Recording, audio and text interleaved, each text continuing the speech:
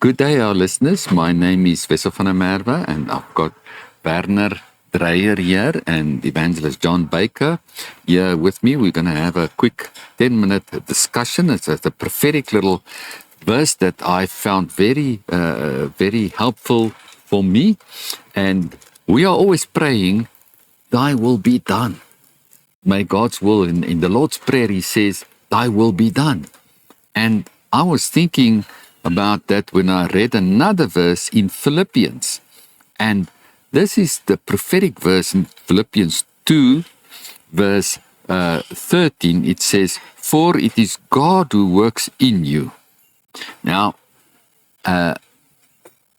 we just discussed suffering just before this session. And I just want to tell you that if you're a Christian, God's going to work in you. Now, what do you think is God going to work in you?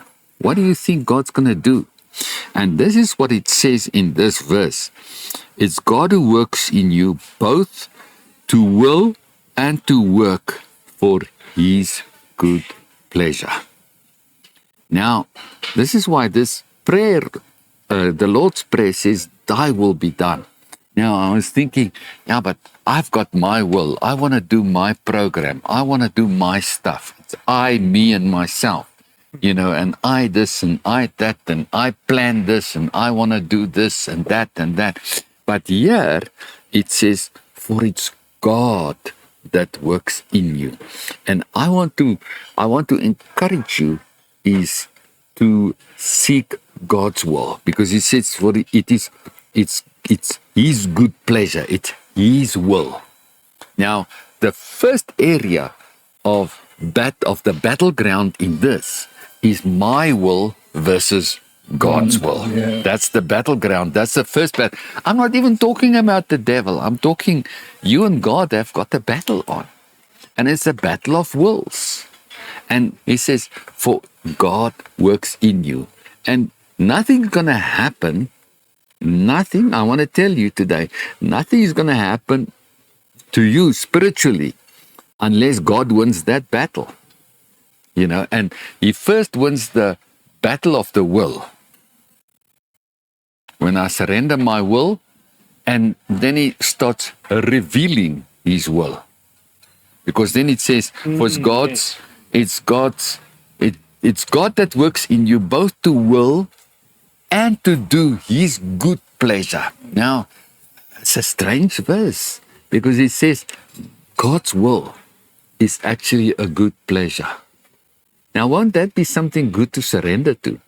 Because I don't want you to be stuck up in your mind, in your own will, because it's like a willful, I'm willful, I'm going to do that, I will.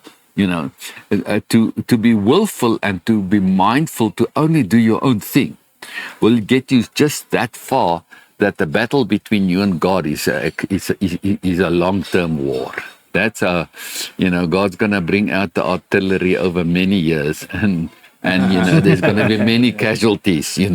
So you want to go into that battlefield. It's much easier to say, God, all right, Lord, I recognize that you work inside me. Show me your will. And God, and sometimes we think that God will show you His will, and it's not really something that I really like. But maybe if you give it a go, maybe you find out it's not that bad. Maybe it is, you find, if God finds good pleasure in it, how much more, I'm not a God, Well, I am a God. The Bible says He made me a little bit like a God. But if God finds pleasure in it and good pleasure in it, how much more good pleasure will I not find in God's revelation for His will?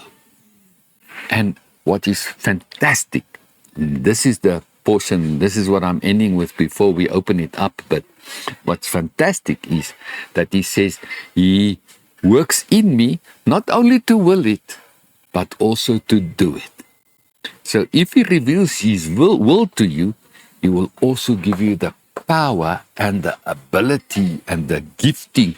He'll assist you in every way possible to actually do it. Now, that's the exciting part, because we can throw in many excuses, this and that and that and that and that. But if God wills it, He'll pay the bill. Exactly. Yeah. He'll pay the bill. Where God guides, God will provide. Where God guides, He will provide. And if He guides and He doesn't provide, that doesn't mean it's not His will, but He'll provide in a way that maybe you don't recognize immediately. But be sure that He will work in you. He'll give you the ability, the inherent ability to actually do that. I find that very prophetic, because sometimes when you prophesy to people, you don't always prophesy tomorrow that's going to happen and this is going to happen, and you not always prophesy futuristic things. Many times you prophesy calling, like Moses prophesied to the Jewish people, each tribe. And Jacob also prophesied to all his sons, each tribe. And he prophesied destiny, something that that comes with a blessing and the ability to actually to do it. And I love that so much, because that is wonderful. If God would speak to me and work inside me to will what He wants me to will, and then gives me the ability to do it and say, this is good pleasure. I mean, I like a nice chai latte, or a nice something to drink, or something which I really enjoy. And this is what it is, to find that something that God will give you good pleasure. I love that very much. Yeah. I'm opening this up for a bit of conversation, Werner and John, our beloved evangelist here. I don't know if you guys want to say something about this. I think I'm absolutely agree with you there, Wessel. That I found over my very long life that the things that I decide to do always end up in disaster. But when I let go and let God take over, then it becomes wonderful. It really does. And do you know something? I found a really strange thing, that I don't know how you regard failure. People say, I don't want to fail exams, or fail to do this or to do that. I sometimes think that failure is God's way of saying, sorry, stop, you're going in the wrong direction. Yes. When I was in my teens, I wanted to go to university to study chemistry. And in a most amazing way, God sort of stopped me doing that. Later he took me into something completely different, which is really wonderful. And I'll bore you to stiff to tell you what happened to me in the company I worked for. And it was very enjoyable, and very good and very fulfilling. And funnily enough, I met a friend of mine who met a research chemist who worked for Pfizer, the drug people, and he'd been made redundant. And because being a research chemist was all his life, he just lost it. He just went back. He eventually committed suicide. He couldn't handle it, you see. I thought, ooh. Now, I don't know, maybe I imagine it's this, but this one guy would say, do you see, John? That could have been you. Yeah. If you'd have pursued your way. That's what I wanted to do. But, so see things from God's perspective and then trust Him. I just want to testify in my life. I was strong-willed, ambitious. I had a plan. I had a vision for my life. And I was going to say hell-bound. I don't want to say that word. But I was strongly driven to achieve that picture or that goal I had in my mind. And believe you me, the Lord brought me to a dead stop. But He was so faithful to show me my calling, and He showed me pictures, showed me visions. He spoke to me, he said, I want you, this is where I see you. This is my will for your life.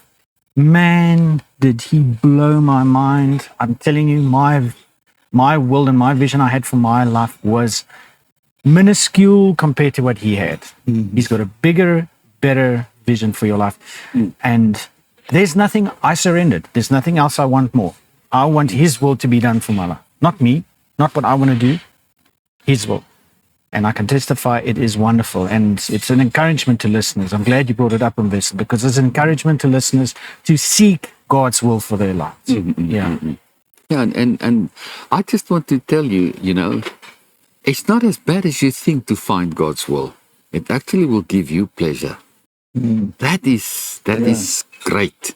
Well, my listener, I want to greet you, and Werner's just going to give you the email address and the rest of the detail of our broadcast. May God bless you as you continue walking with God.